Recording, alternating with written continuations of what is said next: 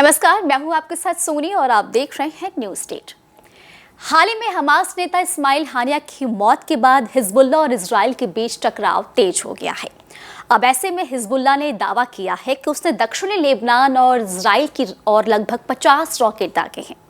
तो वहीं Israeli media द्वारा जारी की गई वीडियो में इजराइल की आयरन डोम रक्षा प्रणाली को क्षेत्र में सक्रिय होते हुए देखा गया है।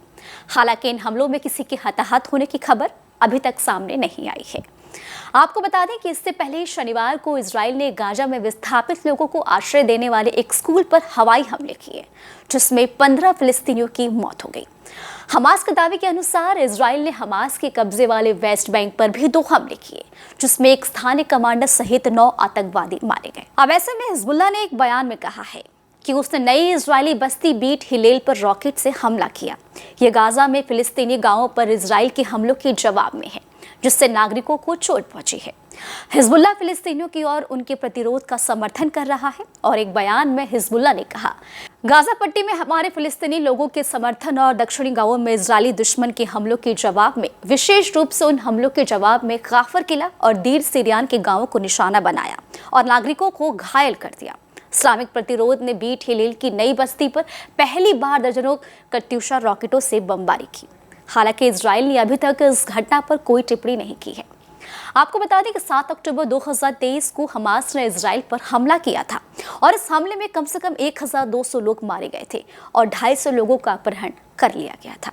जिसके बाद इजराइल ने गाजा में जवाबी कार्रवाई की और गाजा पट्टी के स्वास्थ्य अधिकारियों का कहना है कि गाजा में इजराइल के सैन्य अभियान में अब तक कम से कम 39,500 फिलिस्तीनी मारे गए हैं।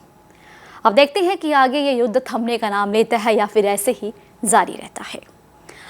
उम्मीद करती हूँ कि आपको ये जानकारी जरूर समझ में आई होगी। आपको हमारा वीडियो कैसा लगा हमें आप कमेंट बॉक्स में जरूर बताएं। देश दुनिया की तमाम और यूपी उत्तराखंड छोटी बड़ी खबरों के लिए आप न्यूज स्टेट चैनल को सब्सक्राइब करना बिल्कुल भी ना भूलें।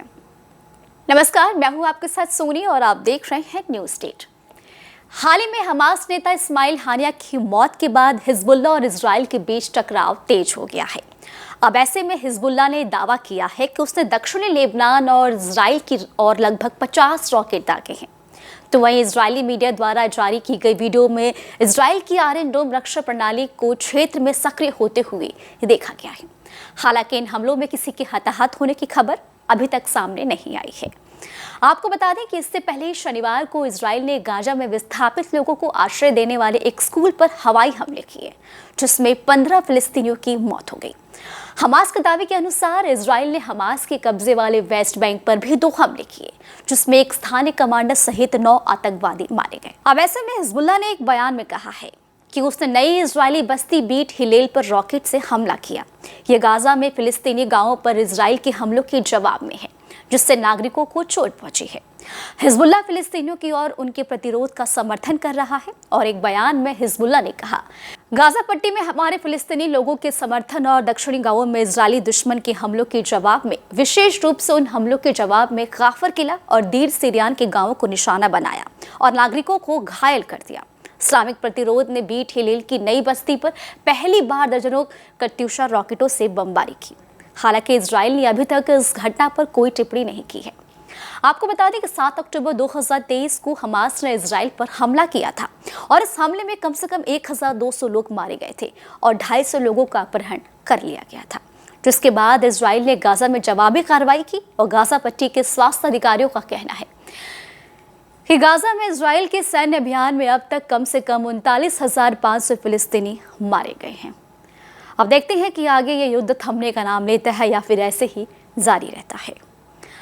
उम्मीद करती हूँ कि आपको ये जानकारी जरूर समझ में आई होगी। आपको हमारा वीडियो कैसा लगा हमें आप कमेंट बॉक्स में जरूर बताएं। देश दुनिया की तमाम और यूपी उत्तराखंड छोटी बड़ी खबरों के लिए आप न्यूज स्टेट चैनल को सब्सक्राइब करना बिल्कुल भी ना भूलें। न्यूज नेशन अब व्हाट्सएप पर खबरों की ताजा अपडेट के लिए न्यूज नेशन के इस QR कोड को स्कैन करें।